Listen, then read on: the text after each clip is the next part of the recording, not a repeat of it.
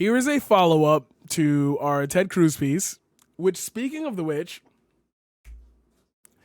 I uploaded a lot of stuff to the YouTube and a lot of stuff is coming out, channel content. So, yeah, know, go hit that subscribe on the YouTube, everything in the description below. I found a guy who commented on one of my videos and he was like, LMAO, you only got one view and one dislike, like delete your channel or whatever. So I was like, copy, copy. Let me check out your channel. And his most recently uploaded video is a cover of Morgan Wallen. So into the trash you go because nobody want you here. Also, I have four views and there was 2 likes on that video. He ain't even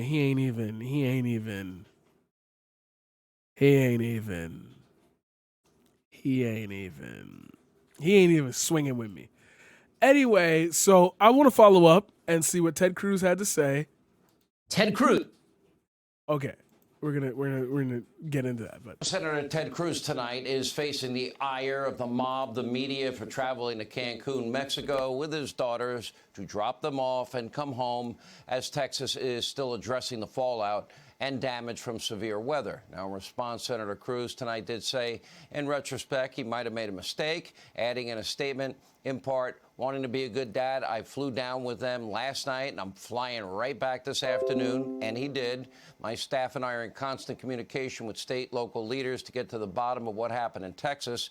Joining us now to talk about it is Texas Senator Ted Cruz. I have a piece of this story that nobody knows, that you know to be true, and Governor Abbott knows to be true. And that is, I got contact very... Oh, yeah, we could go into that in, like, a much longer detail, but you are going to notice over the next couple of days that people are going to start pointing out that a lot of these news anchors on the right-wing side, especially Newsmax, literally copying the Trump aesthetic, like orange spray paint tan, the speech patterns. Like, this is an ongoing problem. Like, this isn't just a one-off. Oh, I noticed that guy like looks weird. Nah, it's a thing now. It's a thing. The Trump effect. Early in the week from the official meteorologist of my radio show, Joe Bastardi, frequent guest on this program at weatherbell.com. And he sent a note to both of you, to you and Governor Abbott. In that note, he said this is going to be far worse than I think others are predicting. You got in touch with him. The governor got in touch with him. You took it seriously, and you worked hand in hand with the governor in the lead up to this, knowing this was all a big possibility. And this is days before that happened, and you were fully and completely engaged. And I know that from my own reporting and my own conversations with you and Governor Abbott and with Joe Bastardi.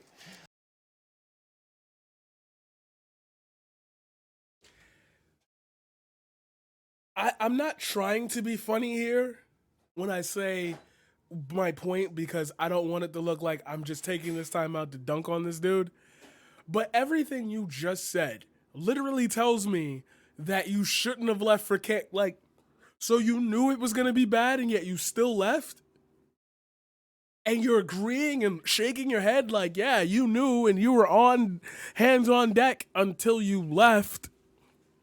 Now, you went and you took your daughters to Cancun and you came back. I think you can be a father and welcome to the be stream, brother. Yes, I know Texas, it's early. All at the same time, and make a round trip, quick drop-off trip and come home. Well, Sean, that's right. And starting with what you opened with, you connected me with Joe. We're trying early on streams before these storms actually even hit the state of Texas. And I got to say, you called me and told me Joe was very impressive. He knew his stuff. And I called him that evening and spent significant time on the phone with him talking through what he saw coming. And he was predicting not one, but 2 major winter storms, the combination of which he believed would have an impact on Texas that would exceed anything we've seen in this state since 1899. And I thought it was a very impressive, a very serious. He sent me charts and data on what was coming. And you reached out and I reached out to Governor Abbott and said, listen, this guy knows his stuff and you ought to talk to him. And we helped connect them. And, you know, at the same time, Governor Abbott had already declared an emergency in all 254 counties all across Texas. And so I joined with John Cornyn in urging Joe Biden to declare a federal disaster to mirror the governor's request, which President Biden, to his credit, did. And so that was early on, right before these storms came. We knew they were serious. This week has been hell for the state of Texas. It has been 2 storms on top of each other, 4 million. Notice the like to dislike ratio for one of the first times on a Fox video. Nobody's buying this, so it's not like I have to explain to you why this is bad. But all he's doing is explaining, oh, we knew it was going to be bad. Can you explain then why you left? Texans lost power, no lights, many with no water. It has been frustrating. I'll tell you, Sean, a lot of Texans are mad or pissed off. How can it be that Texas, the energy capital of the world, can't turn our lights on and can't heat our homes? A lot of Texans are frustrated. This shouldn't have happened. I'll tell you, Heidi and me, we lost power for 2 days. Our house was dark. We had no heat. Actually, the fireplace behind me, we were all huddled around the fireplace. Oh, but your light's on now, right? It was the only heat in the house. And after a couple of days, after the girls being really cold, it being in the teens and the 20s outside, our girls said, look, school's been canceled for the week. Can we take a trip and go somewhere warm? So why doesn't everyone just go we're in a pandemic. There are so many questions. This guy is a sitting U.S. senator, and I can't figure him out. I could figure out the homeless dude on the corner. I can't figure him out. What are you saying? What is your point? What is your like, you are amping up how bad this was. And then my daughter said, let's just can we take a trip somewhere warm? Like, if everyone had the feasibility to, this is specifically what we talk about when we say politicians that are out of touch. Like, right, like,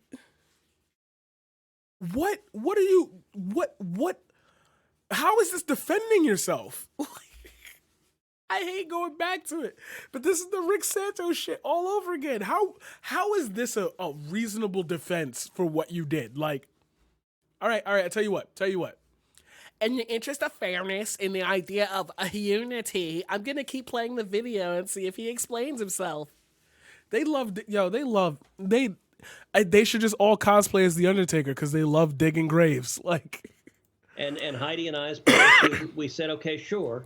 And so last night I flew down with them to the beach, and then I flew back this afternoon. I had initially planned to stay through the weekend and to work remotely there, but as I was heading down there, I started to have second thoughts on.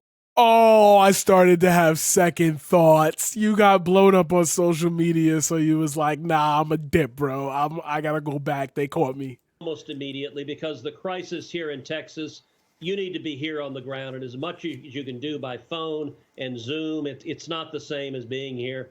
And so I returned this afternoon, and I'm here working to make sure to do everything we can to get the power turned on, but also fundamentally to ask the questions, why did this happen? Why was the Texas grid, which is regulated at the state level, it's operated at the state level, it's not a federal function, it's a state function, but why was the grid not sufficiently prepared so that 4 million Texans lost heat and power? We need to answer that, and we need to make sure it never happens again in the state of Texas. To what extent? Now, Texas is very unique in that there's no federal. Look at this. Oh, here we go. I warned you guys about this in literally the last stream. I promise you, by the end of this, by near the end of it, we're going to be blaming green energy. I watched the pivot. Like, I'm not addressing the fact that you left. He literally dropped that lead immediately once he explained it, the same way he explained in a Twitter post. Now what? Control authority over their energy grid. It's separate and apart, which for a lot of different reasons is very good for Texas. As you do not have to abide by the burdensome regulations of the federal government. Very smart on Texas's part, and I think that's brilliant. Well, I don't know. I'm not really sure. I thought we learned during COVID that teleschool, telemedicine, teleworking, Zoom calls, all this other stuff, changed the way we do everything. Now, I'm not assuming that the people of Texas, with all the natural resources of Texas, why is Texas relying on wind? Assuming that the people of Texas, with all the natural resources of Texas, was that?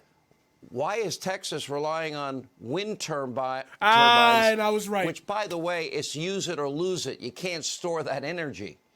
And why, in that sense, isn't it upgraded to what works now? Now, eventually, if it works and Texas chooses that, I'm an all the above guy.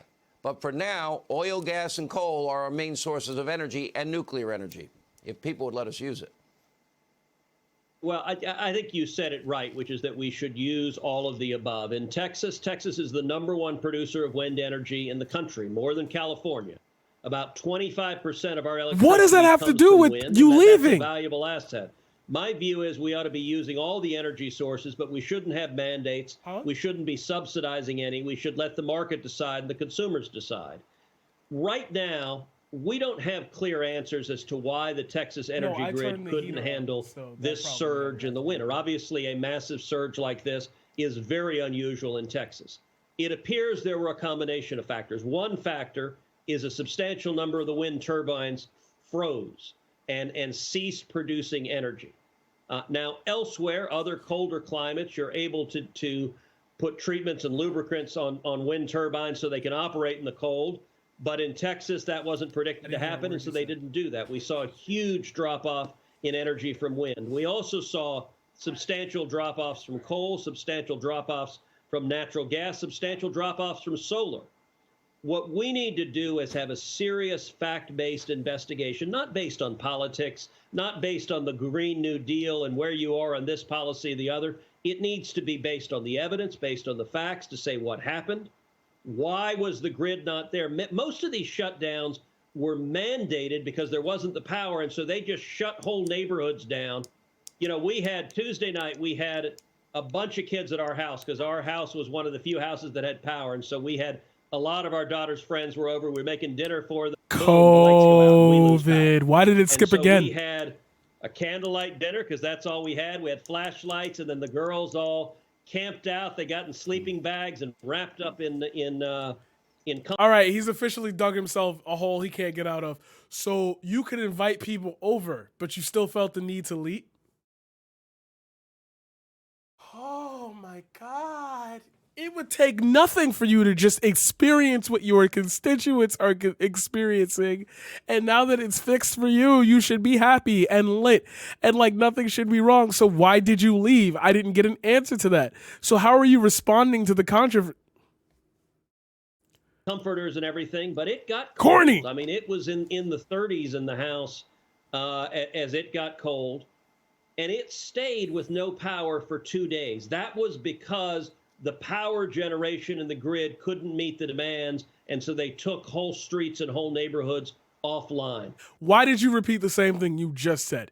Why do you keep looping with like different words the same points? How does this explain why you left? It's matter of fact, it's explaining why you shouldn't have gone. That should not happen again. It certainly shouldn't happen in Texas. You know, other states, you look at a state like California. Why do you keep bringing up California? You seem to have a personal vendetta against California. Oh, maybe it's because they're all about that green energy and they're starting to move to it. And you're like, look. See, they're worse off than we are. They have rolling brownouts predictably year after year after year. It's a failure of the system, and it's a failure the government regulators are causing. Part of the reasons Texans are so pissed is this shouldn't happen in Texas. And I'll tell you this, we're going to fix it. The state of Texas better fix it. Governor Abbott was right when he called on the state legislature to investigate why the grid wasn't ready and to make sure this never happens again in the state of Texas. Yeah, I didn't see much criticism there early lid that Joe Biden put on things while the people in Texas you could use federal help. But there's always that double standard. You made the right call coming back. Oh, man. Ted Cruz is a clown. All my if you in this chat, all my homies hate Ted Cruz.